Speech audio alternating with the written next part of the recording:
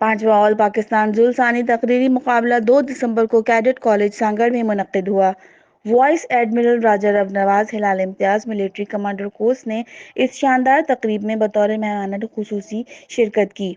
مہمان خصوصی کی آمد پر کیڈٹس کے چاق و چوبند دستے نے گارڈز آف آنر پیش کیا۔ آل پاکستان مقابلہ تقریر میں ملک بھر سے 34 مشہور تعلیمی اداروں کے 68 بہترین مقررین نے شرکت کی۔ پاکستان کے معروف اداروں سے تعلق رکھنے والے پروفیسرز اور علمی و ادبی شخصیات نے ججز کے فرائض انجام دیے۔ حاضرین سے خطاب کرتے ہوئے مہمان خصوصی نے اساتذہ کو مشورہ دیا کہ تعلیمی اور غیر نصابی سرگرمیوں کے علاوہ طلباء کی اخلاقی نشوونما اور کردار سازی پر توجہ دیں۔ تقریب کے دوران دلکش ثقافتی ٹیبلوز پیش کیے گئے۔